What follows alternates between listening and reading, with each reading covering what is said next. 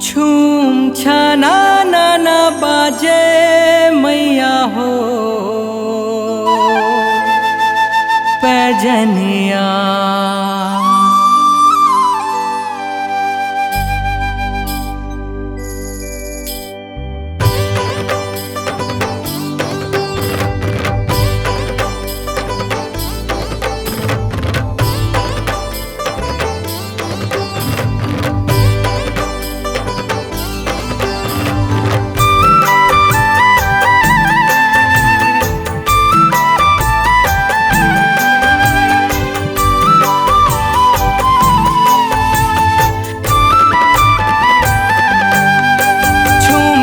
नाना बाजे मैया हो बीच जंगल में पैजनिया, बीच जंगल में पैजनिया, बीच जंगल में पैजनिया, बीच जंगल में पैजनिया। छूम छाना नाना बाजे मैया हो बीच जंगल में पैजनिया, बीच जंगल में पैजनिया, बीच जंगल में पैजनिया, बीच जंगल में पैजनिया। अघु अघु रेंगे अनम देव, अघु अघु रेंगे अनम देव, पाछू दंते श्री मैया। छूम छाना नाना बाजे मैया हो बीच जंगल में पैजनिया, बीच जंगल में पैजनिया।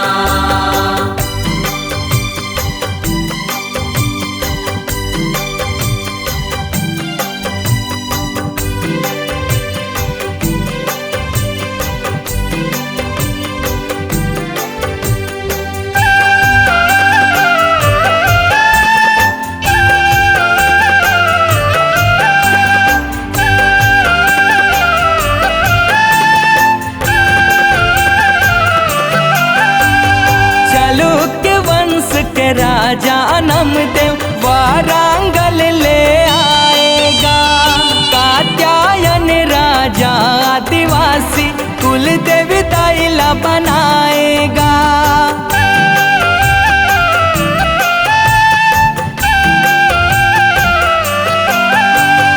दंते सिरीला कुल देवी माने भक्ति भाव मसनाएगा। भाव भक्ति के सेती शक्ति दर्शन सौहे दिखाएगा। मन इच्छा तोर काहे राजा, मन इच्छा तोर काहे राजा, पूरा हूँ कहेगा मैया। छूम छाना नाना बाजे मैया हो बीच जंगल में पैजनिया, बीच जंगल में पैजनिया।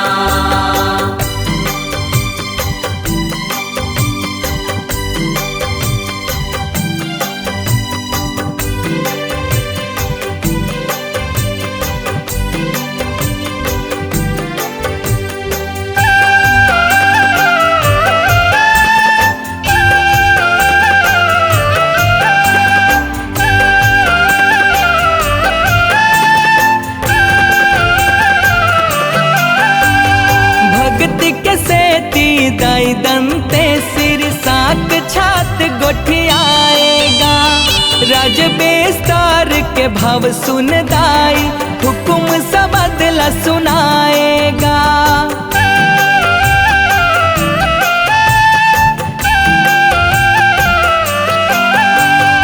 अघु अघु राजा तय हाँ रेंग पे, पाछू पाछू मैं हाँ हूँगा। मुड़ के पाछू झन तय देखबे श्री गणेश कराएगा। राजपता काला देखे राजा मन, राजपता काला देखे राजा मन, परे जम्मो झन पैया। छूम छाना नाना बाजे मैया हो बीच जंगल में पैजनिया, बीच जंगल में पैजनिया।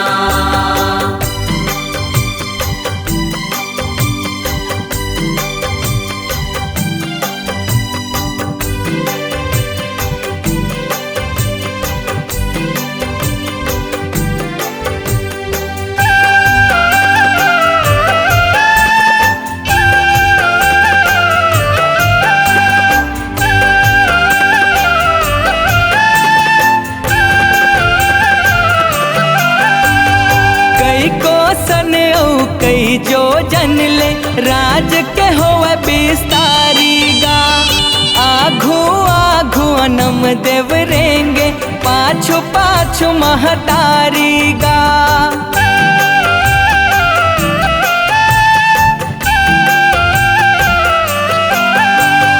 हंस गे पवरी रेती मजब्बत डंकनी संकनी मझारी गा। नुपुर के सुर नहीं बाजे तब राजा देखे पिछवारी गा। दाई बचन मातुर ते बंधागे, दाई बचन मातुर ते बंधागे, दाई नहीं उसाले पैया। झूम छननन बाजे मैया हो, बिच जंगल में पैजनिया, बिच जंगल में पैजनिया।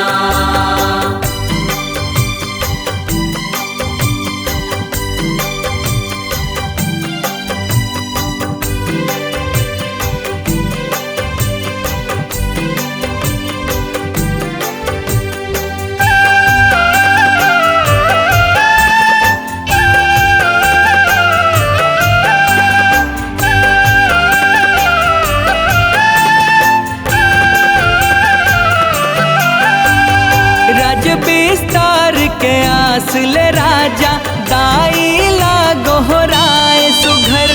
ये विस्तार हो तिस दाई त कृपा हो जातिस हो तुहर।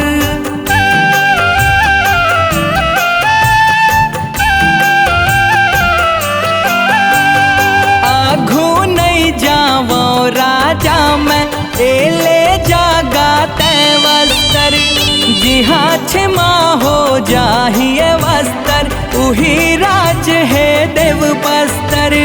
कांति कार्तिक मौनी लाला तुर महिमाला बताए काला। पवर परे तुर मैया, झूम छननन बाजे मैया हो, बिच जंगल में पैजनिया, बिच जंगल में पैजनिया। झूम छननन बाजे मैया हो, बिच जंगल में पैजनिया, बिच जंगल में पैजनिया, बिच जंगल में पैजनिया, बिच जंगल में पैजनिया। अघु अघु रेंगे अनम देव, अघु अघु रेंगे अनम देव, पाछू दंते श्री मैया। झूम छननन बाजे मैया हो,